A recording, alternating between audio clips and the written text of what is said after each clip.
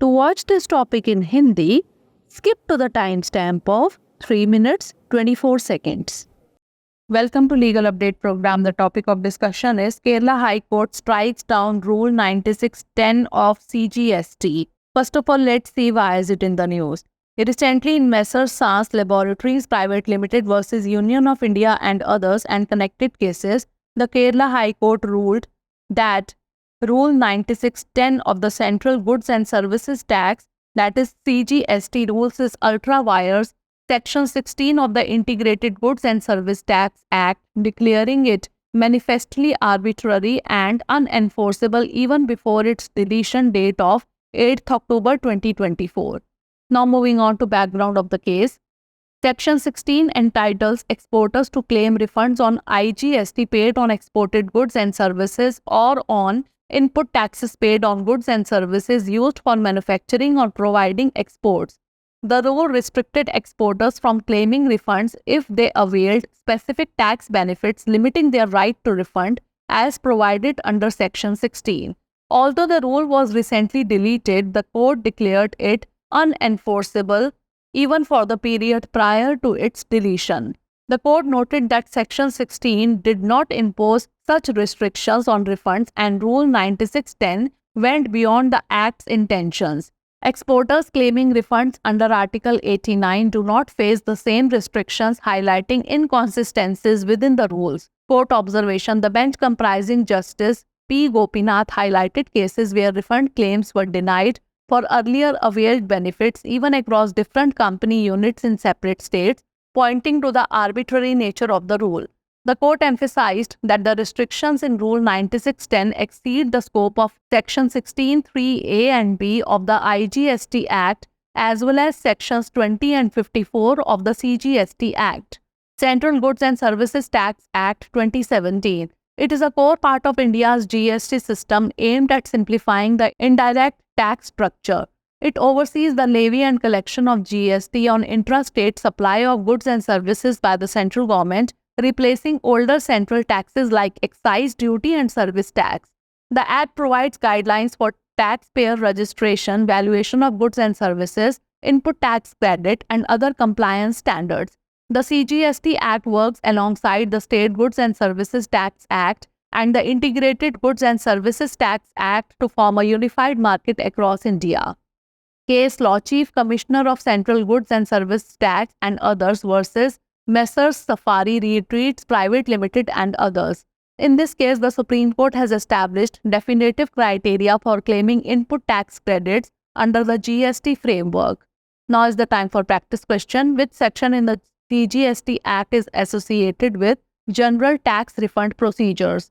Section 96, Section 54, Section 16 or Section 89?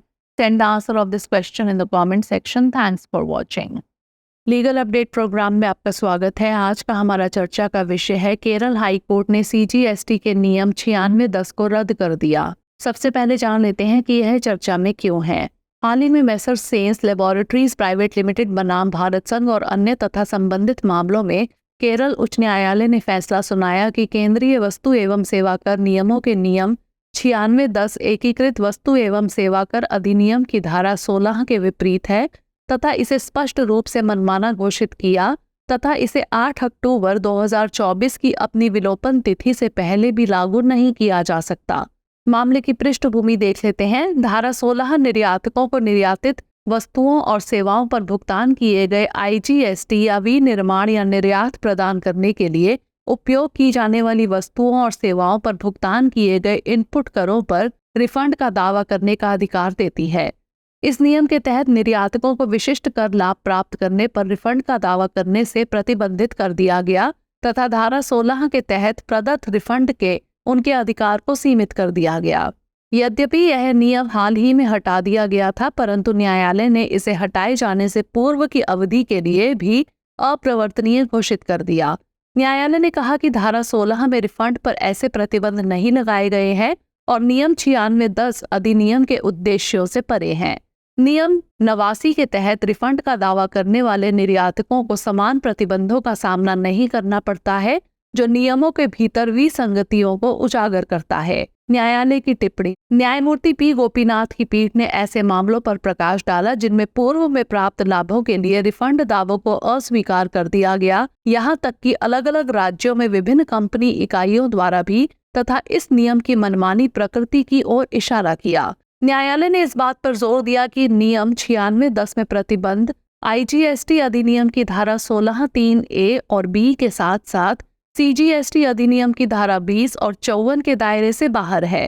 केंद्रीय वस्तु एवं सेवा कर CGST अधिनियम 2017 यह भारत की GST प्रणाली का मुख्य हिस्सा है, जिसका उद्देश्य अप्रत्यक्ष कर ढांचे को सरल बनाना है।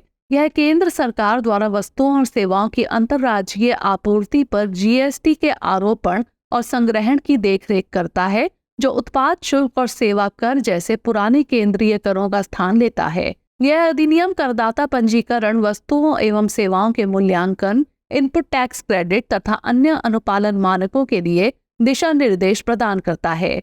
CGST अधिनियम राज्य माल एवं सेवा कर अधिनियम और एकीकृत माल एवं सेवा कर अधिनियम के साथ मिलकर पूरे भारत में एकीकृत बाजार बनाने के लिए काम करता है। संबंधित केस केंद्रीय वस्तु एवं सेवा कर के मुख्य आयुक्त एवं अन्य बनाम मेसर्स सफारी रीट्रीट्स प्राइवेट लिमिटेड एवं अन्य। इस मामले में सर्वोच्च न्यायालय ने GST ढांचे के तहत इनपुट टैक्स क्रेडिट का दावा करने के लिए निश्चित मानदंड स्थापित किए हैं। आइए नोट कर लेते हैं अभ्यास प्रश्न। CGST अधिनियम की कौन सी धारा सामान्य कर वापसी प्रक्रियाओं से संबंधित है? धारा 96, धारा 54, धारा 16 या फिर धारा 89? इसका उत्तर हमें कमेंट सेक्शन में जरूर भेजिएगा। धन्यवाद।